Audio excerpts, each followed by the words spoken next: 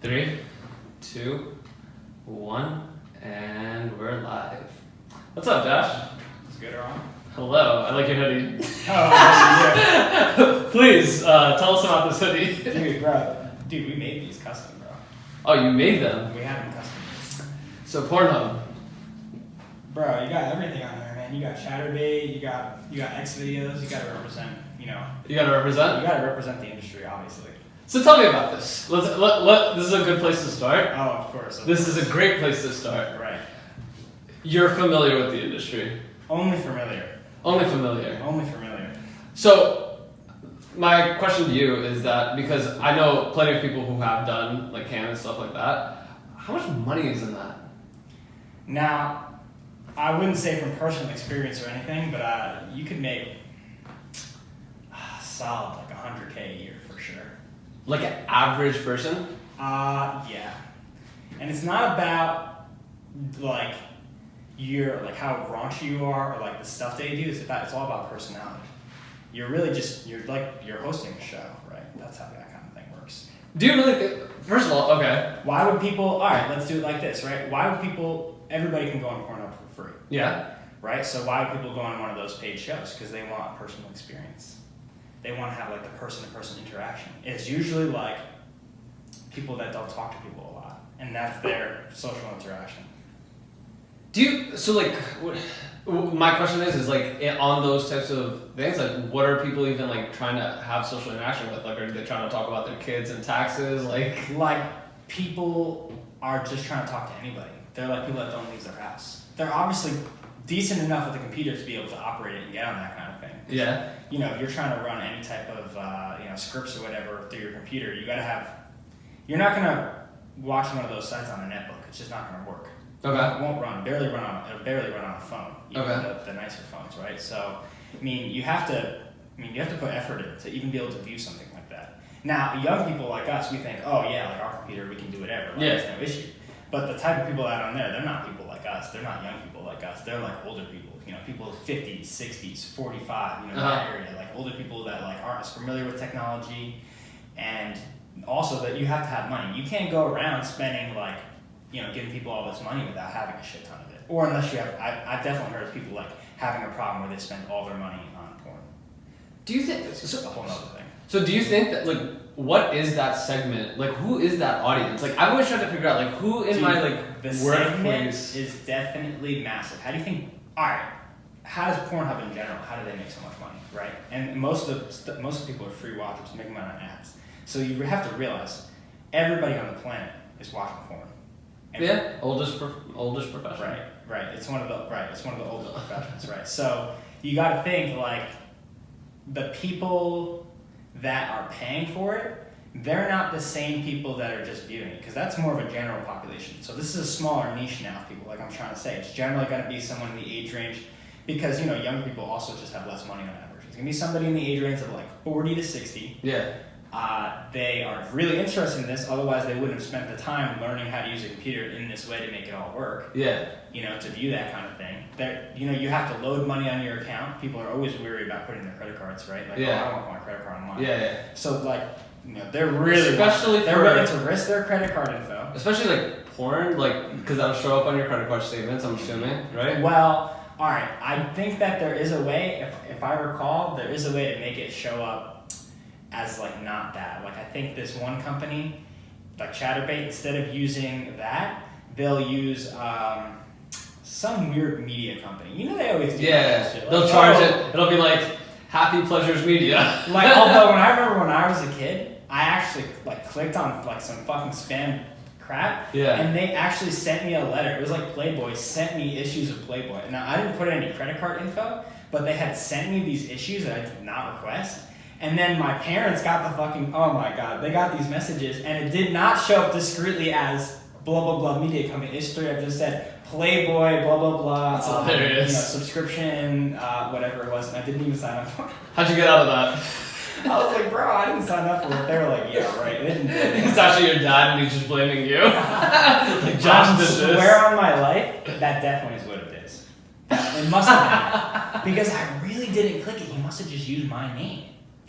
That would be really funny as a. I had thought ultimate that. fan. I had been suspicious about it because I definitely have seen his browser history. When he asked me to fix his computer, I'm like, all right, what's going on here? And when I go to delete stuff, like to see if I can like delete the cache, you can see people's history. Yeah. So I mean, I've viewed some things, which it makes me even more suspicious. Did you dive into like weird stuff? Not that I didn't see anything weird on there. I only saw normal things, but I didn't, I didn't do an investigation. No deep dive. I really did not feel like doing an investigation. You talked about like the tech requirements for something like that. Mm-hmm. I'm assuming there's tech requirements on the front end of it too. Like there's tech requirements. To stream. Right. So to view, there's a few requirements, right? Just to view it. Really? Yeah, otherwise it comes in all broken up. You actually need it to stream. Well, I mean, you've probably streamed a few things, right? Yeah. So streaming, I think a bit rate for 1080p is 10,000 bits, which is like 10 megabits a second or whatever it is, something like that. So when you say like bit rate, like is that related It's like to your internet. It's basically directly related to your internet speed. So what is like everyone's what's I- everyone's average internet bit rate? All right, if you're like a Verizon gigabit customer, Yeah. you're probably topping out around 12,000. Is that the average one? Like what's the average one everyone has? Average is more like half that, 4,000, 5,000, 6,000 max is like average. Like when I had 100 internet, which is like the standard these days, everybody gets it in the mail, $40, 100, whatever. Yep. That will get you, that's enough to view, for sure. So you have to have at least 100 megabit, I'd say, to even view. Otherwise, you're going to get all these skipping frames. It's going to be like, skip, fucking bullshit. What about to like stream? To stream, you need like twice as much bandwidth. You need a video card that can actually support that, or you need a really good computer.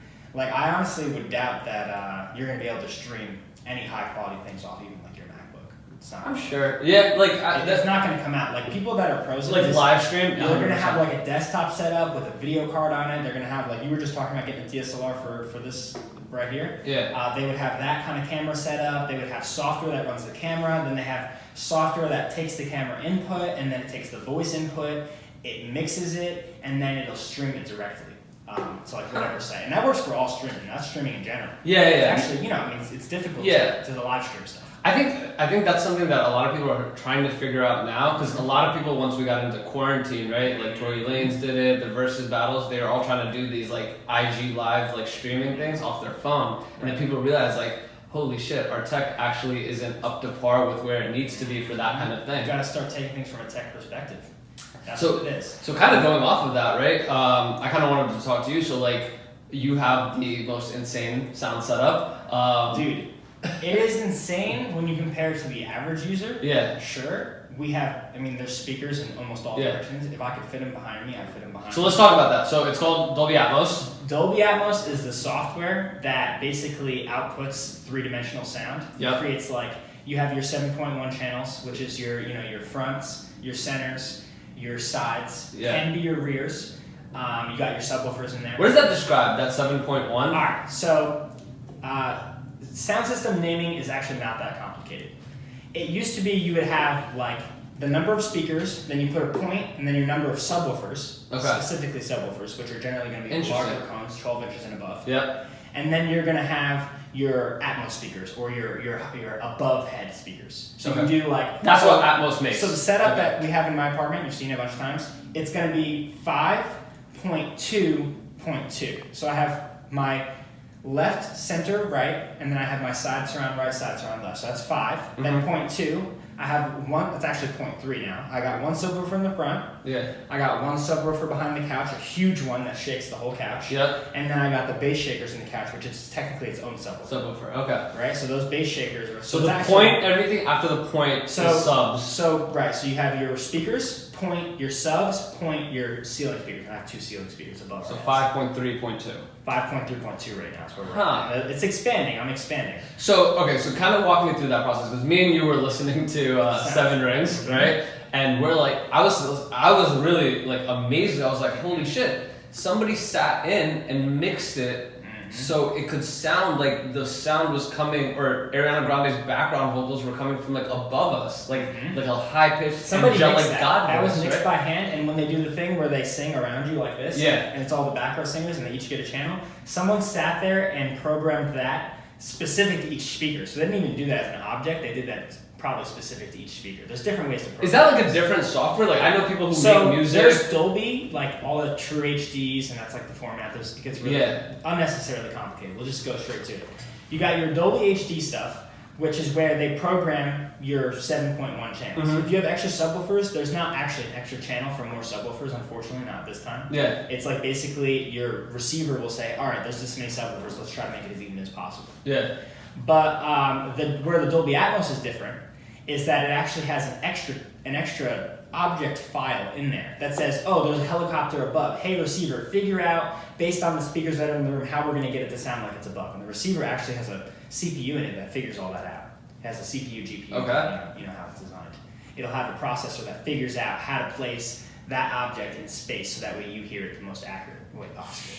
And another thing with that is you'll notice, like, we were listening to some Ariana Grande songs, and you'll hear instruments that you're like, wait, that was in the song? Yeah. So when these songs get compressed and they're meant to play through stereo, a lot of stuff's getting lost. Like things that sound similar are getting covered up. But when you have an Atmos experience and you have the full HD, like a lossless file, has everything, you get to hear every single instrument. Oftentimes, if it's a proper, Universal Studios does the best job of this. Yeah. They'll put each instrument, they'll dedicate it to its own speaker set. Either it'll be 2 speakers or 1 speaker per instrument, which is crazy. It's like having an orchestra around you. Just to get so the audience kind of understands like what they're working with, right? So what is like the typical like DJ setup? Like what is that stereo? For like a typical DJ setup, even in a really nice nightclub, is going to be a stereo setup. It's going to be a 2.1 though, generally, because you want to have the bass. You will have a sub. Yeah. Hopefully, if it's a decent setup, it will. Now, if you're going to like these regular college bars, they're going to have stereo setup. But honestly, I've seen places with mono. The sound's terrible. But who cares? Everybody's drunk. They're dancing around. Nobody cares about the sound quality. And it's just overly loud. Now, clubs though are getting into that. High class clubs have been hiring these Atmos guys, Atmos professionals, to come in and do Atmos. And there will be nightclubs soon. I would love to see that because that's the conversation me and you were having when we were listening to all these songs, right? But now how can you can't unhear it? You can't unhear it. And not only that, what me and you were talking about was the appreciation for just the artistry of it, right? Like I'm here thinking like, wow, this is like, granted, it's a huge record, right? Like keep talking about Seven Rings because it sounded phenomenal. You're right. But I'm like, there's so much musicality, there's so much instrumentation that goes into it, and we're just here dancing to them like it's like nothing. But somebody sat there and put the art and craft and thinking into it. They probably do per song. I know a few sound engineers. I'd say per song you're looking at like a week and a half on a song like that, like Seven Rings and Dolby Atmos and programming each of those channels. They're probably spending like a week and a half now. Don't get me wrong, I mean, there's different kinds of sound engineers. Some are fast, some are slow. Yeah. The Universal Studios, they're pretty good studios. So I would love to eventually go to one of these nightclubs because I know that just like the budget that they're working with. They're currently, honestly, Corona definitely hit hard. Yeah. So I would expect a delay from that, except for only like the hottest clubs, which I can guarantee is still running. If you got enough money, you're still going. Yes, you're still. They're open private party only. But so those places might get it. It's going to be these really high-class clubs. I was just watching a bunch of reviews on these club owners. They're like, yeah, we're getting Atmos for sure. And there'll be all these speakers above, and clubs are, it's getting cheaper, right? The technology for speakers in general. Bose is maybe not the best example, but they make everything smaller. And when you start learning how to engineer things smaller is once things start to get cheaper. Right? Cheaper, faster. Oh, well, now it's smaller. We can get a couple hundred of these speakers going. Yeah. And instead, but now, how are you going to power them all? You need a bigger receiver. You need a bigger, and the whole thing just gets so you leave it to the pros. Who is the biggest person in that space? Is it Bose? Oh, for Atmos, for speakers in general. Sound like if I'm trying to make like that club setup, in the like who am I paying consumer for? market, I hate to say this because people that really love speakers are going to hate it. Klipsch is probably high end on the consumer market. What me and you are gonna buy. We're gonna buy Klipsch. Okay. Everybody's gonna recognize a Klipsch speaker. It's got the signature like orangish gold domes. They look really fucking cool. Yeah. It's like signature design. But buying Klipsch is almost like buying Beats headphones. They work good. They're tuned well. Like they're designed well. They have good crossovers in them, so that's why they sound so good. But they're definitely not like best. You can obviously get more expensive. Is Beats good? Speaker. Is Beats good? As somebody who owns Beats headphones, like. Bro, for the dollar, they're absolutely bad. Really? They are. Beats look good. Yeah. You're paying for the fashion. The branding. Beats. Yep. You're paying for the branding, but which I don't understand because Dr. Dre's really was never even that big. Like how many people even have heard a song by Dr. Dre? No, I wouldn't say that. Actually, I know a lot of people that have never heard a single song. Yeah. No, I mean, if you talk to this generation, like they'll be like, "Who the fuck is Dr. Dre?" Who the fuck's Dr. Dre? Right, No, exactly. Even though everybody wears his headphones, right? Well, guys, Dr. Dre is a pretty big sound engineer. I would argue that most people have never listened to it. Who own Beats headphones have never listened to a song by Dr. Dre. No, I think that's very difficult because Dr. Dre is so ubiquitous with early 2000s music. You like music, so you'll listen to it. And of course, I'm going to see how they sound. But because the headphones are designed, and he designs them for his songs. So yeah, I mean, for it. Yeah, so kind of like going off this topic, right? So how did you, because you are probably the most multifaceted person I know, right? I like to get into stuff, you know. How did you really, like, so let's start with like college, right? You were my RA. Yeah. But you were an engineer in college, right? So is that kind of where like your passion for like tech and everything started, or? You know, I've always liked tech. When I was a kid, I had like no computers or anything, but I was always really interested. Yeah. So as soon as I could, I got a bunch of spare parts together, and me and a friend we built a computer. Is this while you're in college or before? This is when I was a kid. I was like maybe like 10 when I started working in the computers. Yeah. Building them. It's really not that hard. Like, there's no Lego instructions, but they are, in my opinion, honestly, as easy as Legos to put together. I think you say that because like you sometimes tell me about certain shit, and I'm like, it sounds simple when you say it, but when I go to do it, it's difficult. Nowadays, I'll tell you this: if you want to build a computer, there's literally a website called PC Part Picker. And you can go on there and it'll tell you, oh, these parts are all compatible. And it literally has a compatibility filter. So like if you just know, and it has a list of all the parts you need, and it tells you what store to buy them from. So you go on the site, you design your computer, and you just order all the parts, and then you Google how to put it together. And there's no soldering. I mean, people get scared of soldering. I've gotten into that. It's really not that hard to solder, but you don't need any of that to build a computer. Why would you have to solder a computer? Right.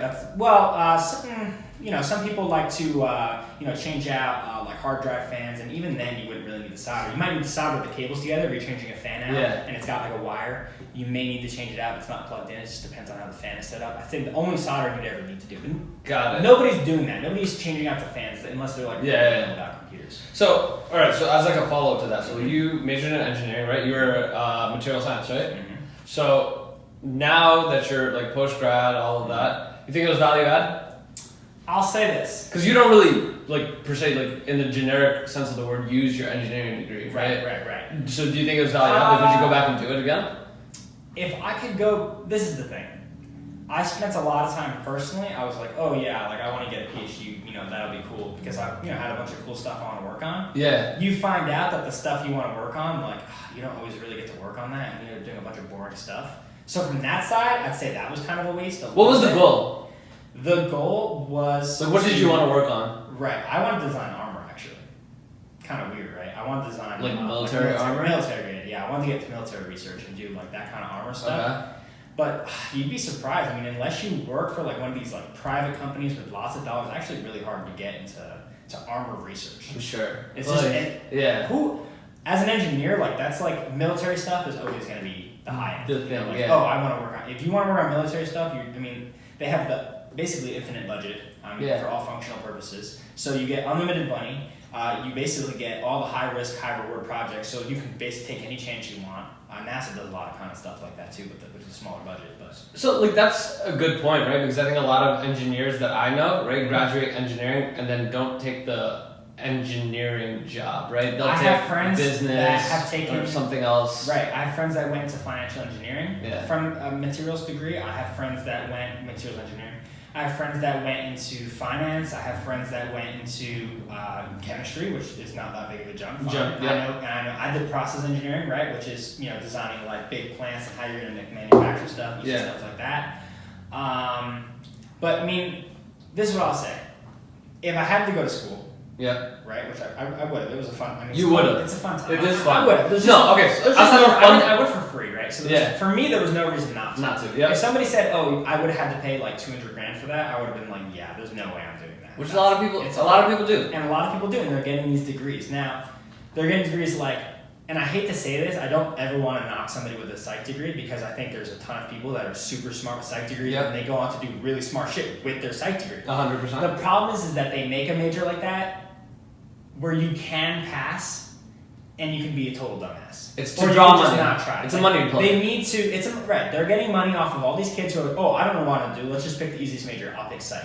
You know, and it gets a really bad rap, even though it's a really important major and there's a lot of important stuff. I think, but that's like the scheme of college, right? And, you know, it's doing a discredit to them because now they're now there's all these smart people graduating with psych. There's so many who are like, yeah, bro, you and everybody else has an A fucking GPA in psych. Like, I don't care. Yeah. Whereas if you get an engineering degree, they're like, oh, that was probably hard. I didn't think it was hard because I liked it, right? But if I didn't like it, it probably would have been really hard. But I think here's the thing. I think the way we were talking about this earlier, but I think that's the way that the trend is going to go, right? Because granted, the bar is definitely higher for an engineering degree. Just like we said, that the psych major market is saturated, right? Because of where the bar is and letting people get through.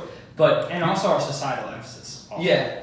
But then you'll also see, like, I started seeing that my freshman year, right? Like, living on, like, the campus with all the engineers. I realized that a lot of these kids picked engineering because of the bill of goods that came with it, right? Like, hey, you're going to get a high-paying job regardless, right? You could graduate with, like, a 2.5 GPA, and you're going to get a job. True. It's not fake, really. It is, right? But it also led a bunch of kids to try it their first 2 semesters and realize, holy shit, I'm not cut for this, right? You know, though, I think that there is an out for them. They've done the first 2 years. There are, and I, you know, all the packaging engineers are going to hate me, but you could always just become a package engineer where your job is to assign boxes. Yeah. And it sounds like the stupidest thing ever, but everything in the planet has packaging. Yeah. Like, I mean, that high noon you got came in a box, Yeah. right? And there was a package engineer who was getting paid like almost $200K to design the stupid boxes for high noon. Yeah. And or the company that makes the boxes, whatever, you know, and the glue and everything. Like, there's a whole science, and it's not. Ask any of them; they're all chilling. It's the easiest job ever. Yeah. It's the easiest engineering major. Period. At least here at Rutgers, it was the easiest engineering major. Yeah. There's not that many people that do it. It's like really high demand, kind of like you go into that because like, I want to be an engineer. That's kind of hard. Let me just make some packages. So like, there's people like that, like you're talking about, who like first 2 years. Oh, I have people in my major, right, which is a little bit harder than packaging engineering. Mm-hmm. This is too hard. They became packaging engineers. I know they're working for Amazon. They're making like 120 right now, and they're not doing shit all day. And my other friends work for Pepsi. Their internship, they were getting paid $40 an hour for their internship, doing packaging engineering. And all they did was organize a warehouse. Yeah. Which I'm not knocking organizing a warehouse. Like, it is a lot of actual like tedious work filling it out, but it's not the most challenging. It's not brain science. It's right.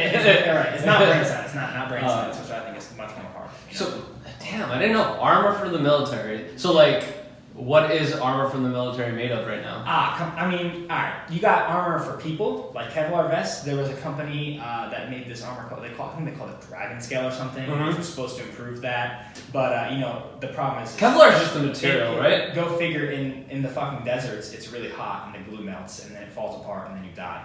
But it's like... What do you mean?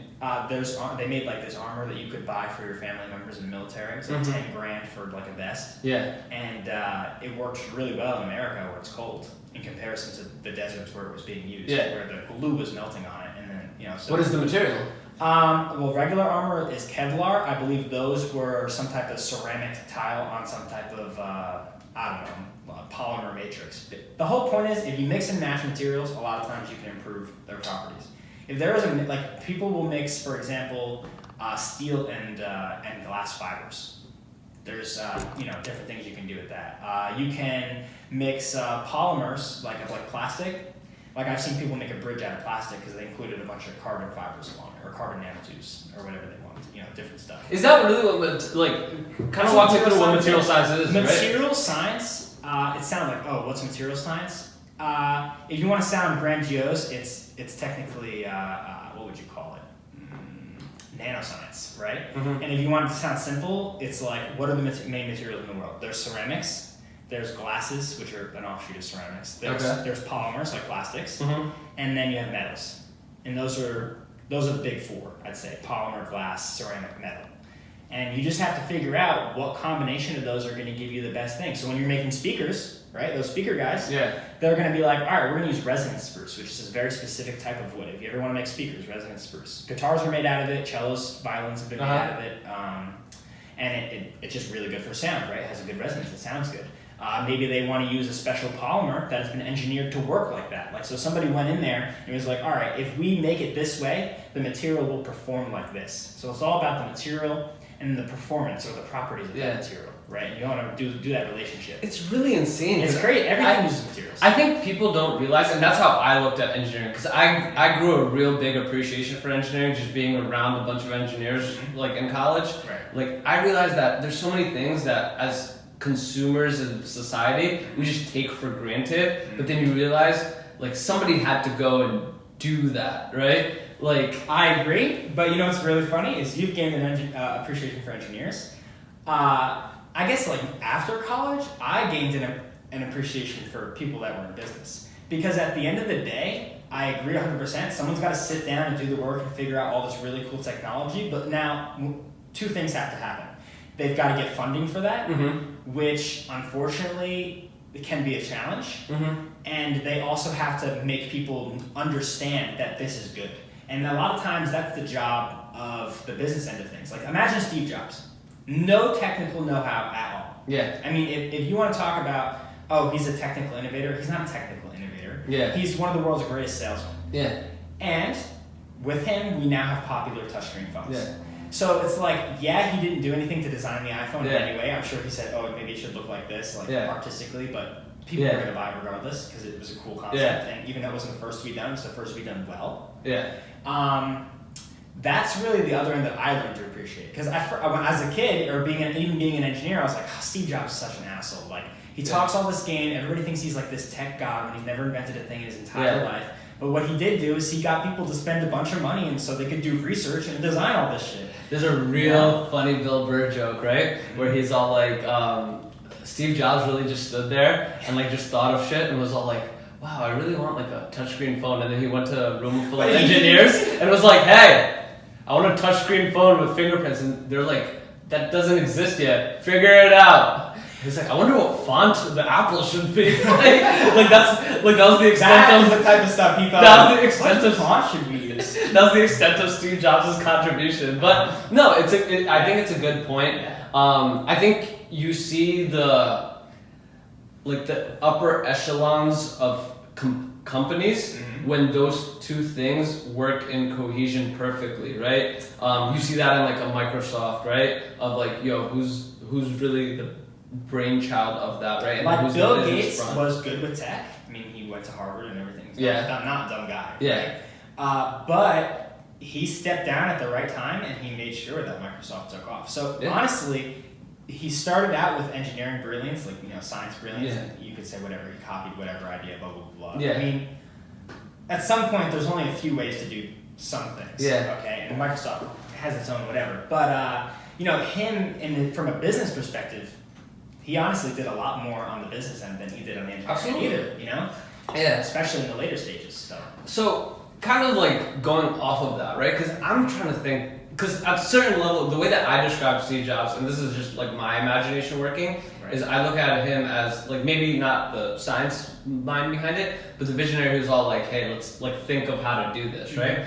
So coming from that angle, like, what do you think is even down the pipeline of like things we can improve on in society, right? Because like I know that like you probably have a lot of ideas, but as like a general average everyday person, I'm thinking like, yo, human society is pretty good right now in terms of like, obviously like if we could figure out like a food that just like feeds everybody and has all natural properties, like that's fantastic, right? But I'm trying to think like, what can we really improve on as a society in terms of like what we have, right? I'm all like, we have touchscreen. Like, where does the iPhone go for the next 5-10 years, right? Like, what can we do to better that? All right, so first things I would say are there's going to be more flexible. I did research on these flexible screens, right? How to design screens that bend, that are better. Right now, obviously, they just started. They just started the Samsung Z Fold. There's a few other flip phones like that. Going back to the flip phone. What's the benefit of that? The benefit of a flexible screen is that it doesn't break. That's basically it. Bend, don't break, right? If it bends, it won't break, and that's the goal. Well, I don't think anybody's like shattering their phone like that, right? Like it's usually cracking, or is the flexible? They're dropping it and cracking, but a flexible screen, like there's two types of flexible, right? There's flexible like, oh, I can bend it in half, and there's flexible like, I can drop it and it'll bounce, it won't break. That's what you want. So if you can make the whole thing out of plastic instead of glass, which honestly they could totally make a phone like that now. Yeah. It's really the mass manufacturing of one that's a problem. Yep. You can make one phone like that. What? Of what? Of one phone that's completely flexible, like see through everything. I mean, they have all the tech for They have all the pieces. All the pieces exist that are required at this point in time. It's all about figuring out a way to manufacture it with really good tolerances on a mass scale, and then making it at a price that people can actually afford. Because people ignore the price sometimes. Like, oh, why doesn't it exist? Because money. Because it's not practical. What do you think? That's interesting. What do you think exists out there, right, that we're not doing because of money? Well, the best example, like in terms of tech. The best example was electric cars, right? Why were we not doing electric cars? Because nobody had done it, and it was costing a lot of money, and everybody who bought Teslas was paying the early adopters fee. Solar panels was one, and now what are we at now? That's interesting. I didn't think of the Tesla piece. I would say, isn't it kind of funny? Yeah, that is interesting. But now we're like, oh, whatever. Now it's just like an everyday thing. Yeah. Driverless cars are like right around the corner. That's what we're getting next. Totally doable now. They've done so much research. To do driverless cars, though, I really do think you're gonna need more of a government input. Like, oh, we're just gonna make this a thing now. Really, it's gonna come to a country that's a little bit newer than like in America, even newer than like a modern Singapore. It's gonna be a company with a new infrastructure. I would guess, my best guess, is somewhere in Africa, undeveloped.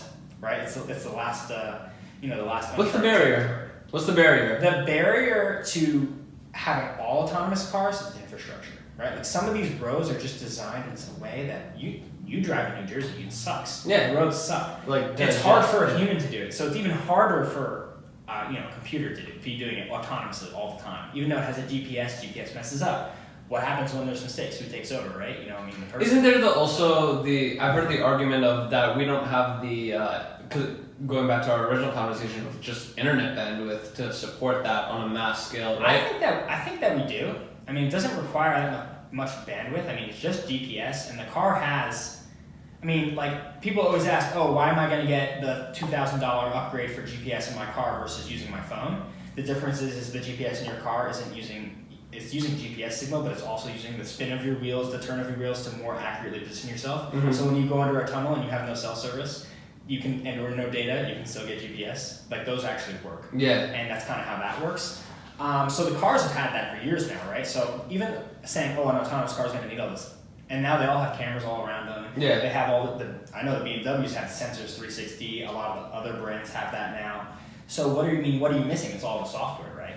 The software is the driving person. So I think once we get that, we can have at least a semblance of autonomous driving. But we have a lot of pushback in America because people are like, oh, what if there's a crash because of this autonomous There's car? crashes every day. They know, computers are going to make less mistakes. The computers are never going to make a mistake. But there's going to be situations that they can't handle, and then there could be an accident. Yeah. Right? Whereas people are more okay with, oh, people made a mistake and people died, than, oh, the computer glitched and people died, right? People are not okay with the latter, even though it's less frequent.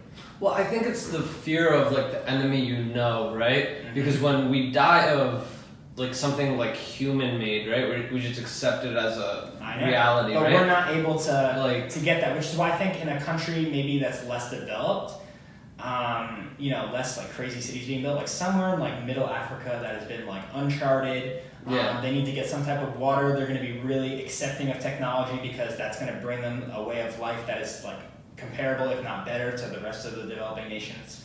They're going to get some type of really advanced desalination. They can get water from oceans and stuff. They're going to get some really advanced roadways. They're going to get some really nice trains. Think about it. China's got nice trains. But who does that though, right? Because that's I know we're talking about government intervention in that sense, right? But somebody has to, from the private sector at least, has to bring in that technology and that money too, right? Well, countries like China are investing a bunch of money. They own a bunch of land in Africa.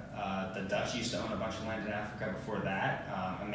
Some American companies starting to buy space in Africa. Yeah. So. And the world is shifting, I'd say, more to a privatized kind of thing than less government anyway. So, either a government there will say, hey, we want this, or a company that owns land there will say, hey, we're building this. I would love to see it. I know, you're saying it's a stretch. I would love to see it in, a small U.S. state to see, that's my, That was Pittsburgh, actually. Really? The mayor of Pittsburgh, maybe 3 years ago now, was you know what? Steel is dead. And we want this place to be booming, so he did this whole tech package where he was like, yeah, if you're a tech innovator, we're going to basically give you the reins to the city. And that's where Uber was doing all their self-driving tests. That's where Tesla was doing their stuff. All self-driving was going on in Pittsburgh, actually. and there's a bunch of buildings down there. They're still doing this? That was the revival of Pittsburgh. They're still doing this right now? Oh, of course, yeah. The research is still going. Yeah, that's what I would love to see. Like, I would like that's my like just vision, right? Of like just superhero shit, right? Like, I would love to be like, yo, like Elon, right? This is your city now, right? Everything in this like limit is yours. I'm pretty sure DuPont owns what is it, Rhode Island. Yeah, no, but I was saying like one of these like techie, right? Like, hey, go in, have a blast, do whatever. He could probably afford like an Alabama. Yeah. No offense to Alabama or anything. It's just the lower GDP states. Like, you could actually buy Alabama. Like even maybe not even a state, just like a city to be like, hey, what can you do in this? Because right now I know like he was talking about like doing the tunnel thing under LA, but I'm like that's fucking LA, right? Like to disturb the quality of life in LA is different than you need an undeveloped area, which is why you can say like that's a whole other country with completely undeveloped. Yeah. Whenever a country's newer, they're going to get a better infrastructure because infrastructure technology has improved. And then once it's easier to build from start.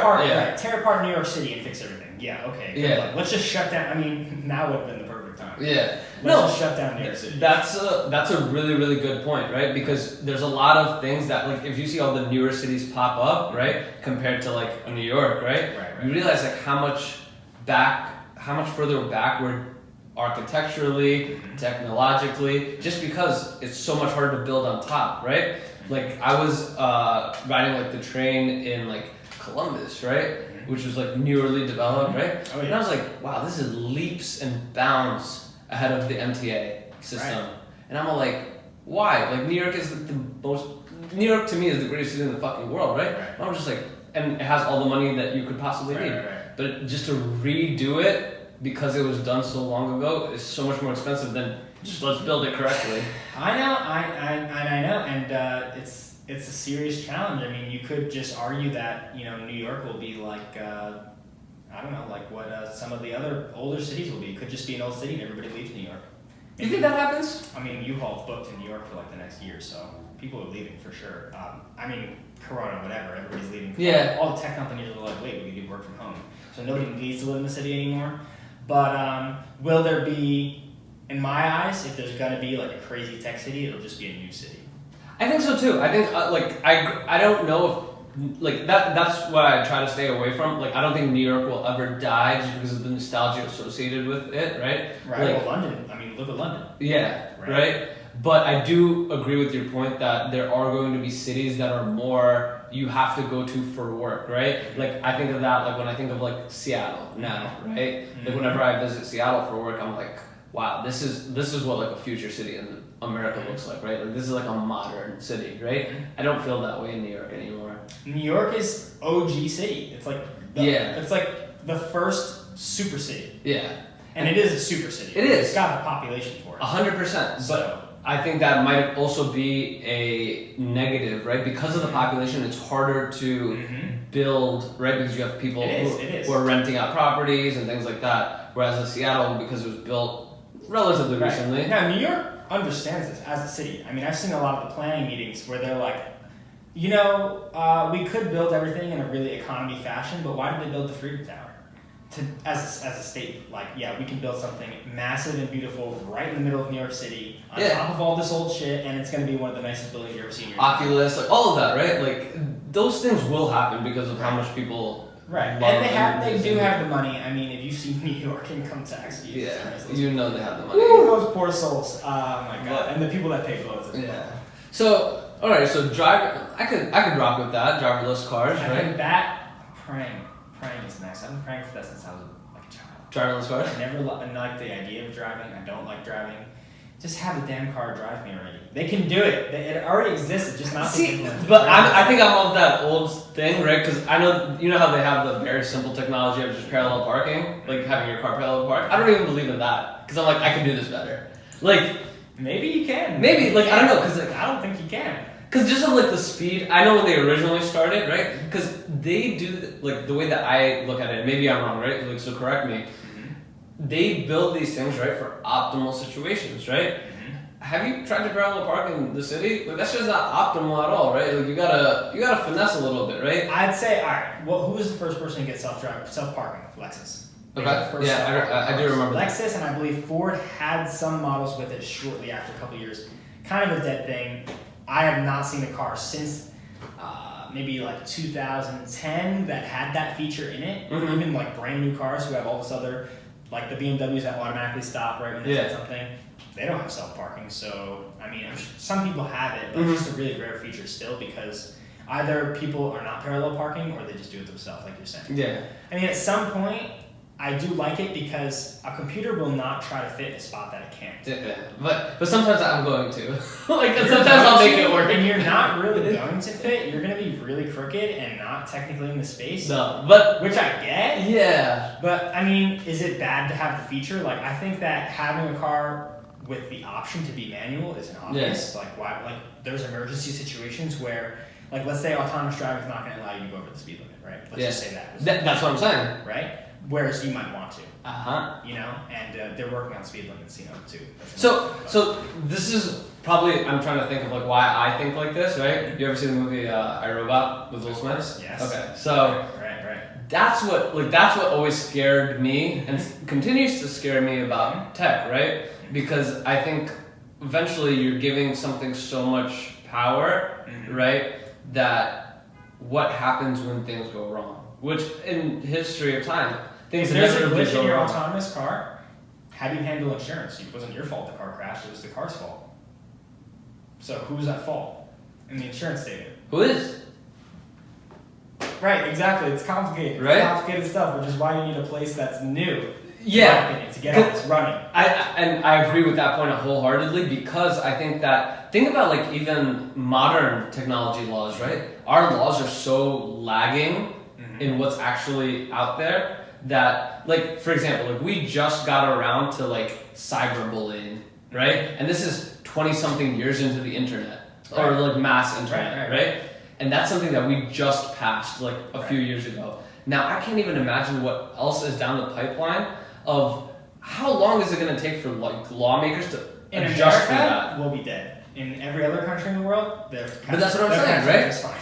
That's what I'm saying, right? Like Elon's talking about like AI that's like making full decisions, right? What happens when like I don't know, like AI starts like doing shit that's like, you know, bad, good for the human population, but we don't agree with.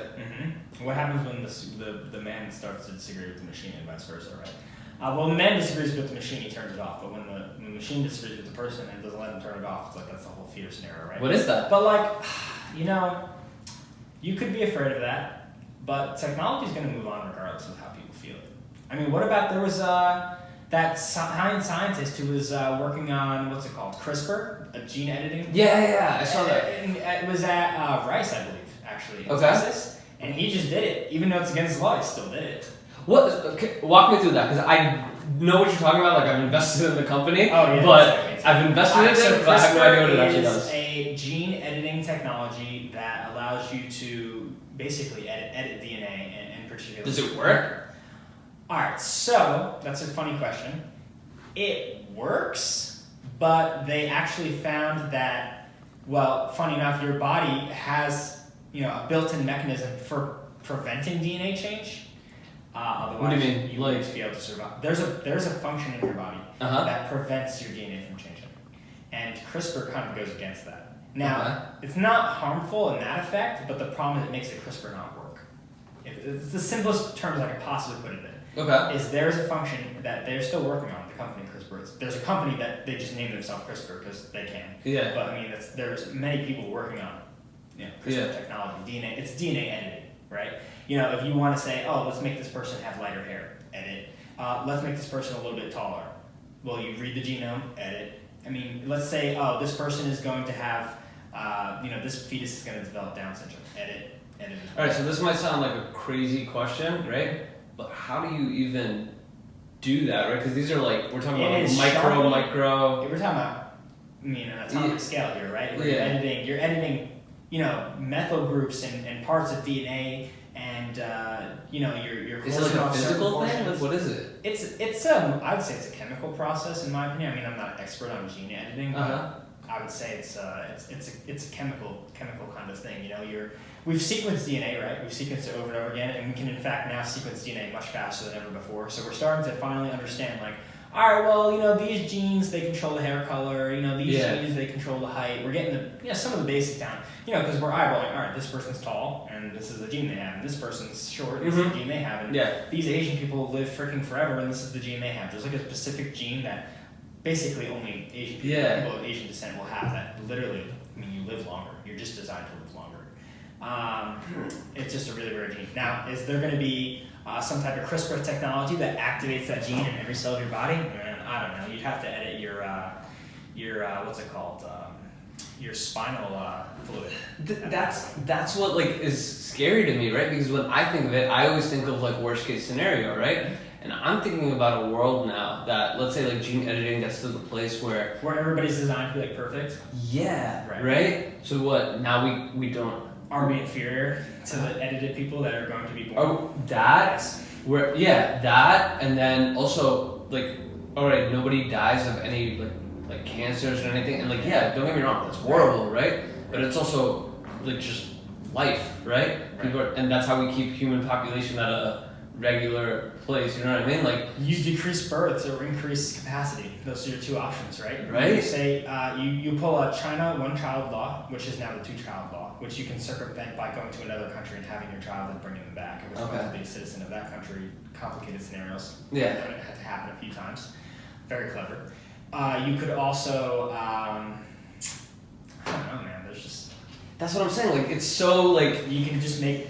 I don't know, GMO all food so it grows better and in all environments, which is what they do now. So that way, people can say what they want about Monsanto, but they've made it so easy to grow food that. What is Monsanto? Monsanto is the giant, seed corporation. They own most plants. Really? Yeah, if you're eating a fruit or vegetable or something some type of produce.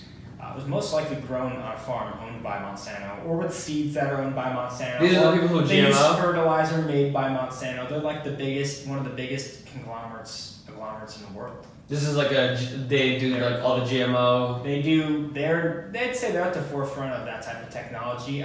They've run programs with different institutions, universities, and I'd say most of them are in the South or in Carolina or something. But they'll have a partnership with Monsanto where they work on gene editing of crops. You can use CRISPR on plants, but it's just so much. You can edit plants. Plants are not very finicky to having their DNA edited. You can straight up just double the amount of chromosomes or whatever you want to call it in the plant, and the plant will still grow. It'll look different, but the plant's not going to die. You do that to a living an animal. How are these people testing it? Because it's not like humans are just signing up to be hey, edit my fucking genes. They tested on rats and all different other types of animals, not necessarily humans, but they did test it on the baby. From what I've read up on it a little bit more recently, nothing really happened. The baby's fine. There's nothing wrong with them. Not we know. Who knows? In 20 years, it might have some weird monster defect that we can never. Yeah. But because the human body is a bit resistant to gene editing already.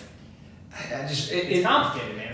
It's definitely a weird balance for me because obviously technology is meant to make our lives easier, better, what have you. Mm-hmm. But then I also think of the fear situation of where does this lead, right? I'd say my favorite renditions of the future, if I had to ever predict it, there's two. You have my dystopian one and my not quite utopian, my normal one. Dystopian would be something there's the book Brave New World, and then there's also a TV show which I think is actually even better because it's imagined. I predict it as if the writer wrote the book, but in the 21st century. Saying, this is what the year 2800 will look like. Check that out. The show's really good. It's on Netflix. Not that I'm getting paid to say anything, but it's a good. If you want to say, what do I think the future will look like? Well, the guy who wrote that show and based it on the book, he had a pretty good idea. I think he got it right about what the future could look like, dystopian-wise. We start breeding people for specific purposes and stuff. Not that story's any new. They were doing that in Superman in 1940, saying that, right? But and then the other rendition I would say would be something like a Ghost in the Shell, where people and technology are kind of hybridized a bit. People are. That's what you do. You have a phone, right?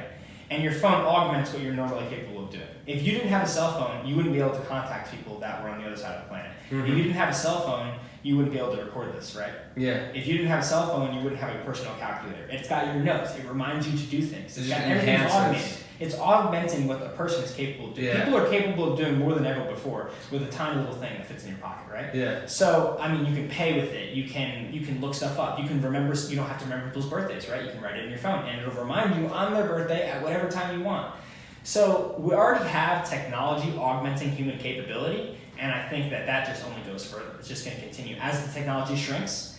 As you get flexible screens, you're going to start to see possibly more medical implants. Yeah. Think of they have ears. They can repair your ear now, right? They have cochlear implants. They have more advanced implants for people that cochlear implants don't work for, so you can hear a little bit. It's not great, but it's improving. They have, if you don't have an eye, they can give you an eye. I mean, it only sees like one color and basic dimension, but it's better than not seeing, right? Yeah. So, and that's only going to improve. I mean, and who's to say, all right, I think the first person I saw to get an eye was like some military guy lost his eye, IED kind of thing. And he could finally see, and they actually were able to show a camera feed of what he saw because it's an electronic eye, so they could just use the same camera. Mm-hmm. Crazy, right? Yeah. So now you can see what he sees. Okay. I mean, he could just see black and white and one color. I think it was just red. It was like a Game Boy. It was like Game Boy, right? Not even Game Boy Color, like just Game Boy. The original color, Game Boy. Red or whatever it is, and that's it. That's what he could see. But hey, he could see, right? So now, when do you get to the point where they design this eye, and now it's just as good as a person's eye? So now you lose your eye, tragic accident, you get an eye, and this eye's just as good. But what do you do when you get to the point where the replacement eye is better? Where the replacement eye actually starts feeding more information to your brain than your brain was designed to handle. What do you do at that point? Well, are we I think we're trending in that direction, right, Josh? Because I think about you saw that this person in the Special Olympics, right? Mm-hmm. They had him stop racing like he was a runner, right? And it's not fair. He doesn't have to use his calf muscles. Yeah, he has a metal leg, right? He's physically faster. He's just faster, right? Now, all right, I'll say this. Why I think it's a tough scenario to handle, because in one way you have to say this guy has lost all function in his life because wearing those sucks. Like, he's in serious pain when he wears those. He's not comfortable at all. Like, he's tearing up his leg every time he puts those on. And so you have to think from that aspect, he's overcoming a severe amount of pain in order to compete as a world-class athlete. But on the other end of it, is he going to be, now, are you going to get people that are really, and I think it's a little crazy to say, I'm going to chop off my leg so I can get faster once. I don't think that will happen, but for example, the situation that you're talking about, right? Your eye is going to be just better, right? Right. And we're just using the eye example. And we know our brains can process a bit more than the information they're being fed because of psychedelics. But it could be anything, right? I'm not just saying eye, right? What if tomorrow they're just hey, you get this crazy robotic arm, right? That's better than the human arm, right? Right. I know it's crazy to say just somebody's gonna chop it off, and I don't think that will happen. But let's say you get to a certain level of wealth where you can just afford for that procedure, let's say, right? And that's normalized. Or you wait till it gets damaged a little bit. I got bad knees. Would I get a new knee? Yeah, I get a new knee right now. Exactly, right? So think about it. I'm a multi-billionaire, right? I have a kid. I'm just you know what? He has a little bit of he sprained his knee, right? If I give him amazing fucking legs, he could be the next LeBron. Right. You don't think there's people out there that would be let's sign this kid up? But you know what? In a world like that, what happens to the legitimacy of sporting events? Is it they treated steroids where no enhancements allowed? Are there going to be competitions for people that are augmented and then separate ones for people that are not augmented? We separate sports by gender already. Yeah. And you can say whatever, that's sexist. And to all the people that say that, I say we should allow, I think that you should allow women to compete with men 100%. And sure. And I think that's fair. You think so? If people want to argue about it, sure, it's fair. Just let it happen. I mean, what will happen is that, unfortunately, the majority of men will take over most sports, but there are women that can compete with men, and they should have the opportunity, right? Well, yeah, I think there's that woman, there's the UFC fighter Amanda Nunes, right, who's a fucking savage, right? Should she be able to compete with men if she wants to? Why not? Yeah, she will murder some men, right? But here's the thing: Amanda Nunes against another, like a John Jones. Right, it's a different, she gonna lose. Yeah, you know what I mean. Don't get me wrong. There's definitely women that can compete with that, but because we saw that with there was the argument. There was a transgender that's complicated UFC fighter, and she had transitioned from, and she was destroying fighters, right? And then that's like a tricky situation too. So right? so male to female. Yeah. Gender. Yeah. So she can compete with females now. Yes. Right? And she was a savage. Yes, because probably for the first half of her life, her body was pumping with excess testosterone because she was a male, and now has excessive muscle in comparison to that. So the question is, it's complicated, right? Do you now allow all females to take steroids in order to have the same, makeup as men, or do you create a separate league? I mean, it's a really, really complicated thing, and it's this is why philosophers get paid, right? Yeah, no, but that's what I'm saying. Like, for me, like, maybe it's not the tech that scares me, right? It's how do we govern tech, right? How do we govern society as we move on, right? Because, like, the tech part, if you hear about, like, congressmen talk about, like, even, like, something as simple as, like, social media, like, you can tell they're looking competent, right? Mm-hmm. And I can't even imagine, like, the stuff that we, like, barely discuss, right? They have no fucking idea. And for them to, like, ask them, like, because these are people who are career politicians that have no idea of, like, what the fuck we just talked about, right? So to imagine them trying to govern that is an insane ask. Because, like, their average... Right. Other countries will hire experts in things and have them make the decisions. Yeah, but we're not that. We don't do that. We don't do that as much as we should. We don't do that here. Which is fine. Working on it. You can always fix things. No reason to not be able to. But, this is what I'll say. This is all I can say about it is, I don't know if you should be changing competitions, if you should be separating people. I just know that I do not think it's a reason to disallow the technology from existing. Yeah. And like you said to me before, earlier in this podcast, right? It's going to happen, right? Like, there's no disallowing, right? People are going to do augmenting an eye that is better than a human one, there's just no detriment to society. You're making just something better for people. And if somebody loses an eye, they're going to want that eye. Yeah. They're going to want it. And you're going to say, oh, well, you can only have an eye that's this. It's like, bro, they lost their eye. Can you just give them a break? But it's like, oh, why do they have a better eye than me? like, I think from one perspective, how there's always like, oh, well, they ruined it for everybody kind of thing. You can't be doing it when it comes to people's bodies, because at the end of the day, people have agency and they can do whatever they want. Like, if somebody wants to take steroids, I mean, they're going to do it. It's not that hard to get them. I mean, anybody can. It's really not that hard to procure. So if somebody wants the enhanced eye, like, if they're willing to take the risk and get it, I mean, it's their body. You got to let them do what they want with it, whether it's detrimental. I mean, and that comes down to how they handle people with drugs. Like, oh, put them in prison. Like, is it a disease that they have, and should they not be doing that? They probably should not be doing that. It's damaging. But I mean, you can get people assistance. You shouldn't be like persecuting people for their needs. That's what I never understood, right? Like, I'm it's just dumb, right? Like, why are we jailing people who are using it, right? Rather, like, I get maybe the people selling it because you're enabling negative behavior, right? But the people who are just consuming, right? It's like, there's something that's off with them, right? If they feel like they need to do crack tomorrow, right? Right. Like, I feel like punishing them for that is different, right? Like, that's a more rehab situation. They're in a bad place already, and you're definitely not improving it. And then it's like, what is their re-implementation society? Do you just like throw them away? Like, and that's kind of what happens. I mean, basically, people like that, they get thrown away. It's really unfortunate. It's really sad, actually. For just like, I see a lot of homeless people around. I mean, most of the time, right, it's like a drug issue. Because most people who are in the right state of mind, of course, there's millions of scenarios. I never want to like cross one out, but you can figure out a way. You figure out a way to get yourself together. I mean, people do get stuck, and it's hard.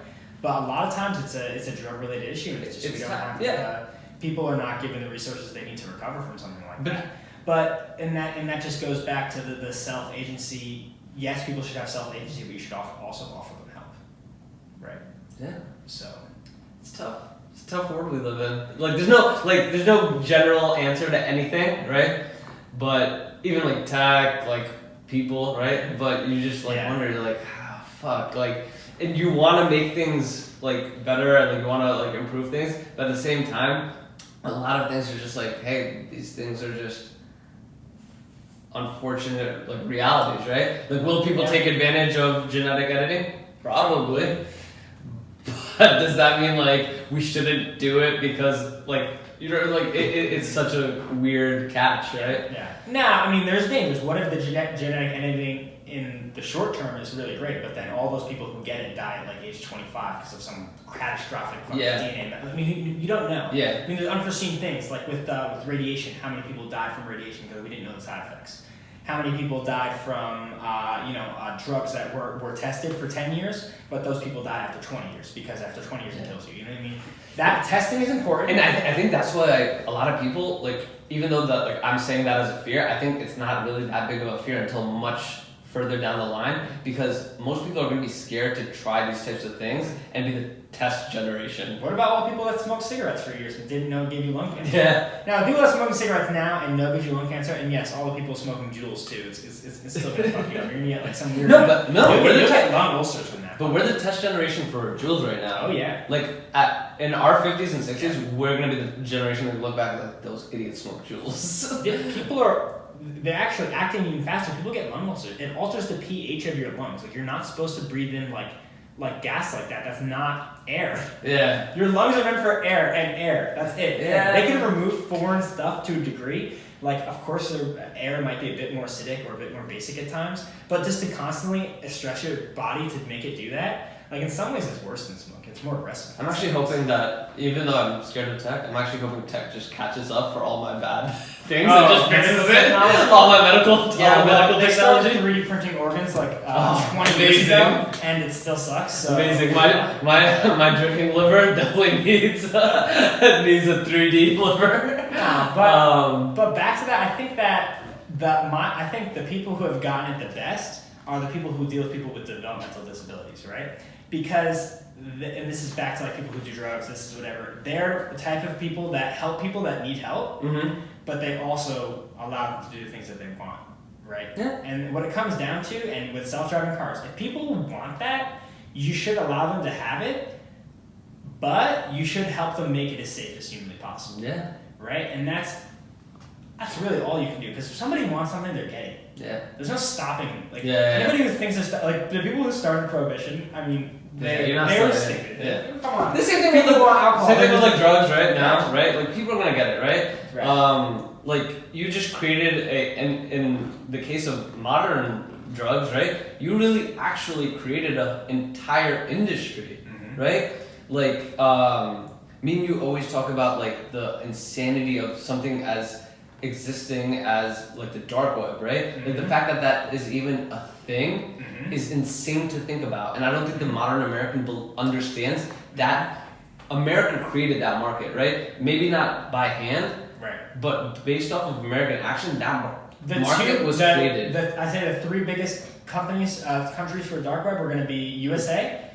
UK might even be bigger. I think UK is top dog for dark web, and like Germany. Those three countries. So for people listening who don't understand what we're talking about, right? Like, the dark web is basically it's like Amazon for all your devices. I would say, alright, so the dark web is that. There are like vendors like that. Like, there's literally a website called Canazon. I mean, LOL, right? Yeah. It's a UK company and they do bud, but the dark web is just, what is the regular web? It's the internet. Like, it's a connected network, and the dark web is just like another network that is also connected, right? But that is, it's there's a lot of encryption. It's a bit more challenging to get on. But like you're saying, Ron, there are sites, and they get shut down, of course. But I think that those sites are good, and because, all right, the way it stands right now, you have supply of drugs, right? And then those drugs go to some type of processing center. From that processing center, they then go through a bunch of cartels and gangs, and there's a lot of violence involved, a lot of trafficking, and I mean, it enables a bunch of other more negative externalities. And then eventually it gets to, say, America, UK, Germany, the biggest buyers of drugs in the world, probably those three. I think UK is probably actually like one of the number one buyers of drugs, but especially like more expensive ones. But anyway, then it gets there, and then you have all the middlemen, and then you have the distributors, and then they're smaller distributors. What the dark web does is you go on there if you wanted to. I'm not advocating this, but if you were looking for something, you would go on, figure out how to get on the dark web. You would, purchase what you wanted, and we ship to your door. So it's coming from the supplier to you. No gang violence, no persecution, no guns and whatever involved. It's just boom, mail. you could say that's a bad thing. You're enabling people, right? But at the end of the day, you're eliminating the profits of cartels, and I can guarantee you they do not like that. They probably hate that. But here's where I would argue that point, right, of it being a complete positive, right? Mm-hmm. Let's look at the alternative situation. If all of these things were like legalized, right? Like acid, bud, right? Oh yeah. Like DMT or whatever, right? If those were all legalized, right? Because you still going through the dark web having options because you don't know who's on that other end, right? And it's not like, hey, like I got gypped, right? Like there actually is a bit of escrow involved. Oh really? There is. Oh yeah, there's a whole escrow system. That was a huge issue, but they invented basically these larger sites will say, all right, when you get your stuff, you can confirm receipt. And those reviews everybody has. Yeah. It's very much like Amazon, honestly. I mean, this Amazon comparison is actually really good. Interesting. Okay, so that would be my like fear, right? Because like let's say like person X is like, hey, I'm selling this drug, right? And the person Y is like, okay, hit buy, I get it. It's actually not fucking drugs, right? It's like some bullshit, right? So there's no like, hey, I can't take anybody. I just spent like whatever $3,000 there actually is a system in place to handle that. If you're a new person, you get your first thing, it didn't arrive, like they're not going to believe you. But if you're a customer, you start out buying small stuff, you do your testers, make sure everybody's good, and then you buy bigger and bigger, you'll be fine, you'll be taken care of. Interesting. Okay, so like there is a system. I just think the fact that like it has to be this entire thing, because anybody, like here's the negative, right? Anybody who's caught on it is immediately sentenced, right? Like the guy who like found it. Silk Road guy? The guy who founded the original. He went to jail for like life. They caught a guy who they claim to have been in charge of the Silk Road, but I mean, do I trust the government when they say that they caught the right guy? What do you mean? You think there's somebody else behind it? I mean, this is the problem. You can bounce whatever you want off of whatever, like... Yeah. Alright, on a basic example, our friend Tim, right? He can make it look like I'm calling you even though I'm not. Yeah. Well, I can make it look like you were browsing, weird shit on the internet that you were not, by going off of your computer. So like, and there's other types of entry points to the web. And, I think catching somebody is, the right person is a lot more difficult than you think, especially because if you're doing it right, you're encrypting your messages with what's called PGP authentication, pretty good protection. And so, only we can read each other's messages. It's like a lockbox. Like, you're giving me a box, and it can only be opened with my key, and I'm giving you a box that can only be opened with your key. So we can exchange messages. But let's say, Bob over here gets your box. He doesn't have my key, so he can't open it. And so, finding the person that really did something, kind of challenging. I mean, you really just you try to follow the money, honestly, at that point. Interesting. But now people are using cryptocurrency, and they're shuffling it, and there's whole exchanges. So, like... That's what I mean about the government being so behind, because, like, no government... They were not ready for crypto. Yeah, they're not ready. They're not ready for crypto, they're not ready for... Like, it's a whole different box, right? And I'm like, you're allowing this all on the thing, like... You would much rather, because this is going to happen regardless, right? Going back to your point of agency, right? Mm-hmm. If people want drugs, they're going to get drugs, right? Mm-hmm. So you can either make the profit off of it by legalizing and just regulating and taxing, or you can just be like, hey, no, we're going to crack down, and people are still going to fucking get it. The drug market, I believe, is a multi-trillion-dollar market in the planet. I believe that. It's probably one of the biggest markets in the world. I believe that. As just like drugs in general, trillions of dollars spent on it. I believe that. I mean, everybody in there's things that are legal that are drugs too, that I would include in that. People like drugs. Yeah. Whether you want to call caffeine a drug, whether you want to call cocaine a drug, whatever your opinion on whatever. People are like, oh, weed's not a drug. It's still like whatever. The point being, right? Yeah, we get so weird about like labeling certain things like weed's a drug. And don't even make me laugh how acetaminophen is like I think it's a high scheduled drug class. If you're selling fake. What is that? Acetaminophen. Yeah. Tylenol. Is it really? Like if you sell me Tylenol, you can go to jail. It's illegal. Why? No clue why. I have no clue how that ended up. If you were to sell me weed, you would just say go to jail for X amount of years. If you were to sell me cocaine, you would actually go to jail for half the amount of years because weed is what's it called? A worse scheduled drug class.